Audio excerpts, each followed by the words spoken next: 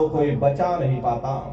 खरे यमदूत आते हैं, प्राणों की डोरी को तोड़ देते और जीवात्मा को खींच करके इस शरीर से बाहर कर दिया जाता। जैसे ही जीवात्मा शरीर से अलग हुई, ये शरीर हमारा मिट्टी हो जाता। हर इस मिट्टी को ले जा करके शमशान भूमि पर जला करके राख कर देते। हाड़ जले जैसे लाकड़ी, केस जले जैसे घास और कंचन जैसी काया ढह गई, कोई ना आवे पास। ये कहानी हमारी आपकी यही समाप्त हो गई। ये जात बिरादरी के रगड़े झगड़े, ये नाम, ये रुतबा, ये शानो शौकत उसी शमशान भूमि पर जल करके खाक हो गया। ये कहानी तो यही समाप्त हो गई। लेकिन उधर देखो क्या होता। तुम्हारी जीवात्मा को ले जा करके ऊपर धर्मराज की कचहरी में पेश कर दिया जाएगा। वहां पलक झपकते ही तुम्हारे अच्छे बुरे कर्मों का हिसाब किताब हो जाएगा। धर्मराज तुमको सजा सुना देंगे, ले जाओ इनको फलाने नरक में डाल दो, क्योंकि मैंने इनको मौका दिया था जब ये माँ के गर्भ में उल्टे लटके हुए थे। सिर इनका जब नीचे था, पैर जब इनके ऊपर थे, उस समय इन्होंने मुझसे प्रार्थना की थी कि हे मालिक, अब प्रभु कृपा कर हुए भांति और सब तज भजन करे दिन राति। कि हे परमात्मा, इस बार हमको मौका दे दो, इस बार हमको मनुष्य शरीर दे दो, हम भजन करेंगे, भक्ति करेंगे, हम अपनी जीवात्मा का कल्याण करेंगे। तो मैंने इनकी प्रार्थना को स्वीकार कर लिया और इनको मैंने सुंदर सा ये मनुष्य शरीर दे दिया और कह करके मैंने भेजा था कि भाई ये मनुष्य शरीर ये किराए का मकान है, ये तुम्हारा अपना नहीं है। अगर ये तुम्हारा अपना होता तो हमेशा तुम्हारे पास रहता। ये तुम्हारा अपना नहीं, ये मैंने तुमको कुछ समय के लिए किराए का मकान दिया है। हाँ, तुम अपनी जीवात्मा को मेरे किराए के मकान में बैठा करके और मालिक की भक्ति करके अपनी जीवात्मा का कल्याण करा लेना। मैंने कुछ समय के लिए तुम सबको ये किराए का मकान दिया है और जब समय पूरा होगा तो मैं अपने सिपाहियों को भेजूंगा और उस समय पर तुम मेरे किराए के मकान को खाली कर देना। लेकिन इतना ध्यान रखना कि जैसा साफ सुथरा मैंने तुमको ये किराए का मकान दिया, वैसा ही साफ सुथरा तुम मुझको वापस लौटाना। लेकिन इस किराए के मकान में बैठ करके इन्होंने बुरे खोटे पाप कर्म कर डाले। मेरे किराए के मकान को इन्होंने अपने कर्मों से गंदा कर दिया, इसलिए कर्मों की सजा इनको मिलेगी। ले जाओ इनको फलाने नरक में डाल दो। अरे महात्मा कभी झूठ नहीं बोलते।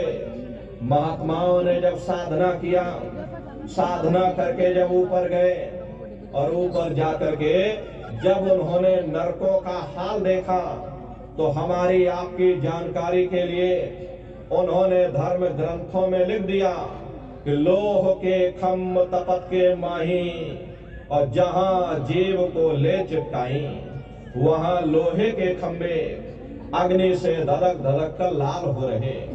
ऐसे खोटे जीवों को उन्हीं खंभों पर लिटा दिया जाता।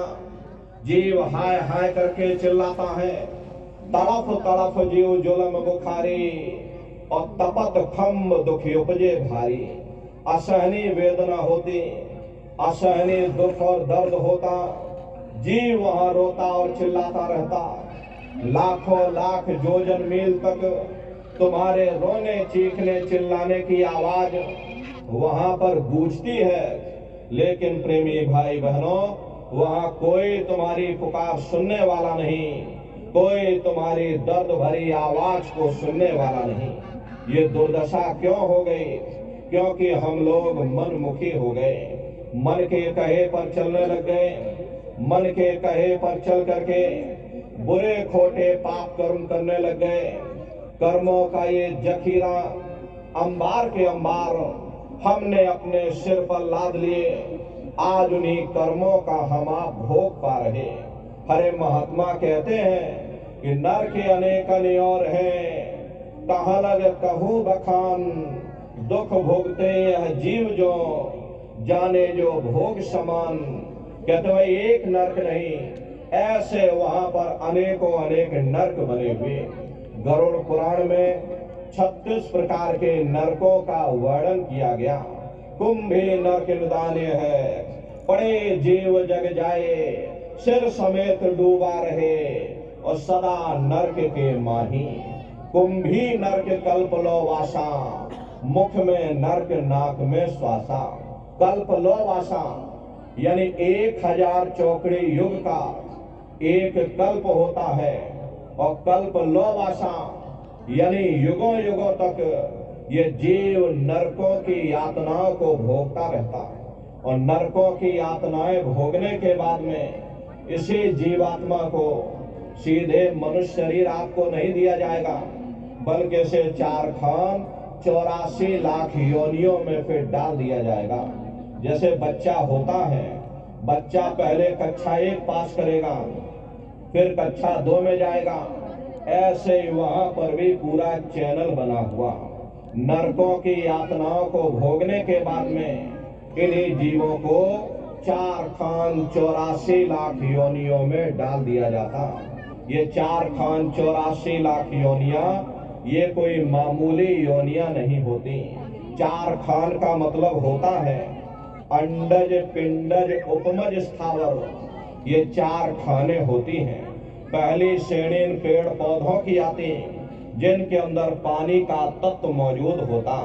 अरे कभी ये भी मनुष्य हुआ करते थे, लेकिन आज अपने कर्मों का भोग पा रहे, एक जगह पर पेड़ बनके खड़े हुए। दूसरी श्रेणी कीड़े मकोड़ों की आती है, जिनके अंदर पृथ्वी और अग्नि का तत्व मौजूद होता है। तीसरी श्रेणी पंछियों की आती है, चौथी चौपाए जानवरों की आती है, और 5वीं स्वयं इंसान की आती, जिसके अंदर 5 तत्व जल पृथ्वी अग्नि वायु आकाश 5 तत्व मौजूद होते। प्रेमी भाई बहनों, ये 4 खाने हैं, इनकी अलग अलग कुल 84 लाख योनियां होती हैं। अब आप पेड़ पौधों को देखिए तो नीम का पेड़ अलग है, पीपल का पेड़ अलग है, छौकर का पेड़ अलग है, आम का पेड़ अलग है। ऐसे ही अलग अलग प्रजातियों के कीड़े मकोड़े, अलग अलग प्रजातियों के पशु पंछी, कुल मिलाकर 84 लाख योनियां हैं। हम दुनिया के जीव नरकों की यातनाओं को भोगने के बाद में इन्हीं 84 लाख योनियों में डाल दिए जाते हैं। अरे मामूली कष्ट नहीं होता। हमको आपको गर्मी लग गई तो हम लोग देखो छाया में आ गए, सर्दी लग गई कंबल रजाई ओढ़ लिया, भूख लग गई रोटी खा ली, बीमार हो गए अस्पतालों में चले गए, अपना अपना इलाज करवा लिया। लेकिन देखो इन जानवरों को, क्या गर्मी क्या सर्दी क्या बरसात, एक एक रोटी के टुकड़े के लिए बेचारे दर बदर रोड पर भटकते रहते।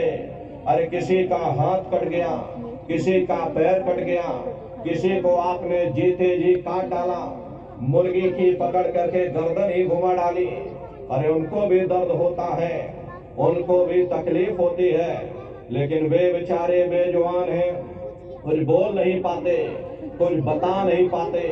हम लोगों के अंदर ये जुबान है, हम लोग बोल बता देते, वे सिर्फ रोते और चिल्लाते रहते। अरे कौन उनकी पुकार सुनने वाला, कौन उनकी दर्द भरी आवाज को सुनने वाला, कौन सी अदालत में जाकर के वे बेचारे दरवाजा खटखटाएं, या कौन मजिस्ट्रेट उनकी फरियाद को सुनेगा। प्रेमी भाई बहनों, कोई सुनने वाला नहीं। अरे कई जन्म भय कीट पतंगा, कई जन्म भय मीन कुरंगा, कई जन्म पंखी सर्फ यो, कई जन्म है वर वृक्ष जो यो, मिल जगदीश मिलन की वरिया, और चिरंकार यह देश सजरिया।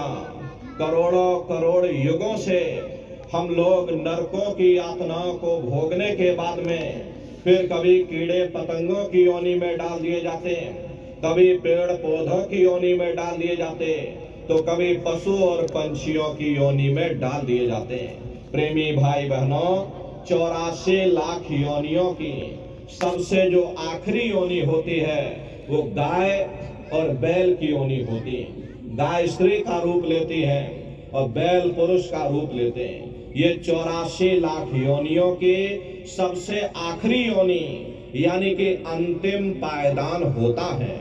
उसके बाद तब जाकर के हम लोगों को दोबारा फिर से मनुष्य शरीर प्राप्त होता।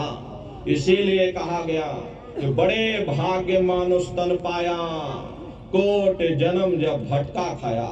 कोटान कोट जन्म जन्मांतरों तक अलग अलग योनियों में भटकने के बाद में तब बड़े सौभाग्य से तुम लोगों को ये मनुष्य शरीर प्राप्त हुआ।